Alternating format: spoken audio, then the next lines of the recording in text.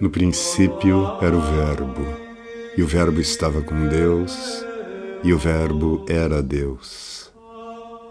Nele estava a vida, e a vida era a luz dos homens. Boa noite, sejam bem-vindos ao podcast O Verbo Luz dos Homens. E vamos continuar hoje a leitura do texto de São Roberto Bellarmino sobre a quarta palavra de Cristo na cruz: meu Deus, por que me abandonaste? Como eu prometi ontem, nós vamos seguir esse texto que tem 5 frutos, vamos dizer assim, né, de meditação sobre esta passagem. Mas São Roberto coloca particularmente apenas um relacionado a esta palavra. Então eu vou ler este primeiro hoje e ao longo da semana a gente vai lendo os outros 3 que estão relacionados à situação geral deste momento na cruz, né? O momento em que começam as 4 palavras finais, né? E que as 4 frases, a gente pode dizer também, e que foi antecedido, nessa divisão entre as 3 primeiras frases e as 4, por uma grande escuridão, um eclipse, não é? E em que se fizeram trevas, né? E Cristo fica ali sofrendo na cruz até dizer essa quarta palavra. Mas vamos começar pelo comentário à própria expressão Deus, meu Deus, por que me abandonaste? De São Roberto: ele não ignorava a razão pela qual Deus o havia abandonado. O que podia ignorar quem conhecia todas as coisas? E assim São Pedro, quando Nosso Senhor perguntou-lhe: Simão, filho de João, tu me amas mais do que estes? E ele respondeu: Senhor, tu sabes tudo, tu sabes que te amo. E o apóstolo São Paulo, falando de Cristo, diz: em quem estão escondidos todos os tesouros da sabedoria e o conhecimento. Cristo, portanto, perguntou não para aprender algo em relação a Deus, né? Ele pergunta para Deus não para saber alguma coisa que ele ignorasse, mas para nos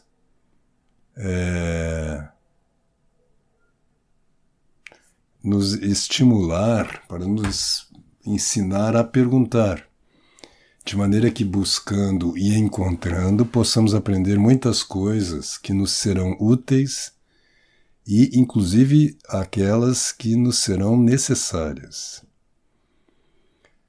Por que então Deus abandonou a seu Filho em meio das suas provações e da sua amarga angústia? 5 razões se me apresentam, diz São Roberto, e eu as mencionarei para que aqueles que são mais sábios que eu possam ter a oportunidade de investigar outras melhores e mais úteis.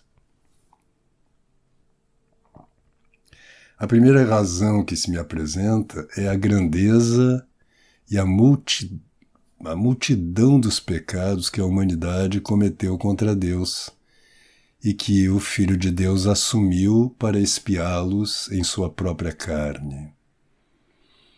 Ele mesmo, escreve Pedro, que levou sobre nossos pecados em seu corpo sobre a árvore da cruz, a fim de que nós, estando mortos para os pecados, vivamos para a justiça. Por suas chagas vós fostes curados. Com efeito, a grandeza das ofensas que Cristo assumiu para expiar é, em certo sentido, infinita, em razão da pessoa de infinita majestade e excelência que foi ofendida. Mas, por outro lado, a pessoa daquele que expia, pessoa que é o Filho de Deus, é também de infinita majestade e excelência, E, por conseguinte, cada sofrimento voluntariamente tomado pelo Filho de Deus, mesmo que ele tivesse derramado apenas uma única gota do seu sangue, teria sido uma expiação suficiente. Contudo, Deus quis que seu Filho sofresse inumeráveis tormentos e as mais duras dores, porque nós havíamos cometido não só uma, mas numerosas ofensas. E o Cordeiro de Deus, que tirou os pecados do mundo, tomou sobre si não só o pecado de Adão, mas todos os pecados de toda a humanidade. Nós vemos isto nesse abandono do qual o Filho se queixa ao Pai. Aqui ele diz ao Pai, né? Antes ele chama a atenção de que ele diz, meu Deus, porque é o Filho enquanto, na sua humanidade, que é abandonado neste momento, né? Então esta é a primeira razão. A segunda razão é a grandeza e a multidão das penas do inferno.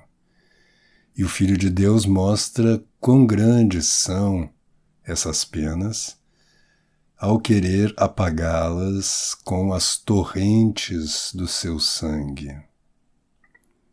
O profeta Isaías nos ensina que elas são tão terríveis que são completamente intoleráveis, quando ele pergunta: quem de vós pode habitar em um fogo devorador?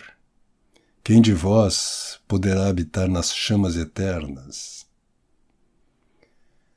Demos, portanto, graças com todo o nosso coração a Deus, que consentiu em abandonar por um momento ao seu Filho único aos maiores tormentos para liberar-nos das chamas que seriam eternas. Demos-lhe graças também do fundo do nosso coração ao Cordeiro de Deus, que preferiu ser abandonado por Deus sob sua espada castigadora, do que abandonar-nos a nós aos dentes daquela besta que sempre roerá e nunca estará satisfeita de roer-nos.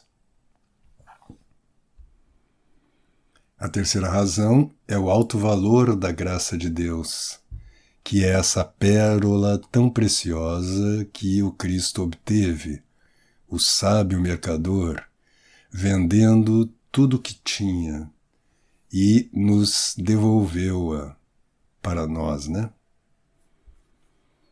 Aqui ele se refere evidentemente à parábola do mercador, né? Que encontra uma pérola preciosa, vende tudo que eu tenho para adquirir aquela pedra, né? Então ele interpreta este mercador como o próprio Cristo. A graça de Deus que nos foi dada em Adão e que perdemos através do pecado de Adão é uma pedra tão preciosa que,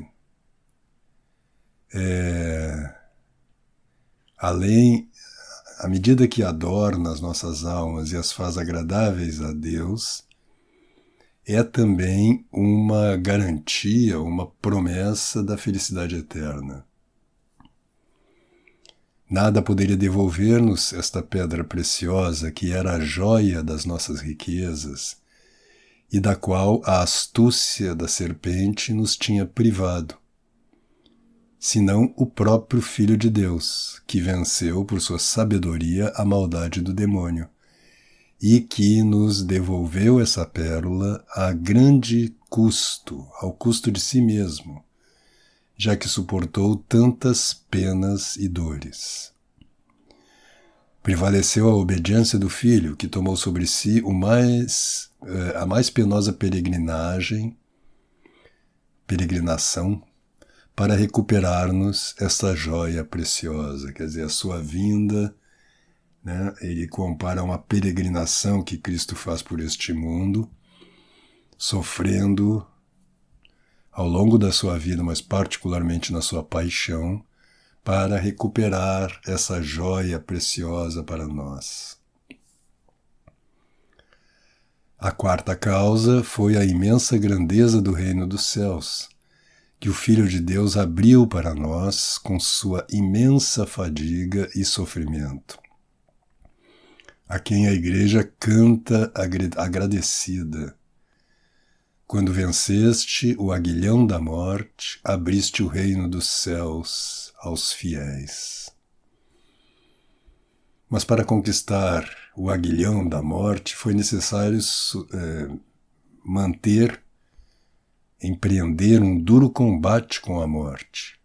E para que o Filho de Deus pudesse triunfar o mais gloriosamente possível neste combate, foi abandonado por seu Pai. Ou seja, esse abandono também é para que a glória do Cristo seja maior, né? E finalmente a quinta causa foi o imenso amor que o Filho de Deus tinha pelo seu Pai. Pois na redenção do mundo e na extirpação do pecado, ele se propôs fazer uma satisfação abundante e superabundante em honra. Eu li em honor aqui, e virou um pouco em horror, né? Em honra de seu Pai. E isto não poderia ter sido feito se o Pai não o tivesse abandonado, isto é, se não tivesse permitido que ele sofresse todos os tormentos que pudessem ser concebidos pela malícia do demônio, ou que pudessem ser suportados por um homem. Se, portanto, alguém pergunta por que Deus abandonou a seu Filho na cruz quando estava sofrendo tão extremos tormentos, podemos responder que ele foi abandonado para ensinar-nos a imensidão do pecado. Aqui ele está fazendo um resumo do que ele disse, a imensidão do inferno, a imensidão da graça divina, a imensidão da vida eterna e a imensidão do amor que o Filho de Deus tem por seu Pai. Destas razões surge outra pergunta. Por que então Deus mesclou o cálice do sofrimento dos mártires com uma consolação espiritual tal que eles preferem beber o seu cálice adoçado com essas consolações a ficar sem sofrimento nem consolação? Ou seja, os mártires são, vamos dizer, recompensados no seu martírio ou consolados por uma graça especial de Deus. E porque ele permitiu ao seu querido e amado Filho beber esse cálice amargo do sofrimento até o fim, sem nenhuma consolação. A resposta é que, no caso dos mártires, não se verifica nenhuma das razões que demos acima em relação a Nosso Senhor. Ou seja, não se aplica o mesmo raciocínio, porque os mártires, o sofrimento dos mártires, não tem como razão nenhuma dessas 5 razões que São Roberto lista aqui para nós. Então era isto que eu tinha hoje para dizer aqui para vocês, para ler. E amanhã voltamos lendo o restante deste texto de São Roberto Bellarmino sobre este momento de Cristo na cruz. Fiquem com Deus e até amanhã.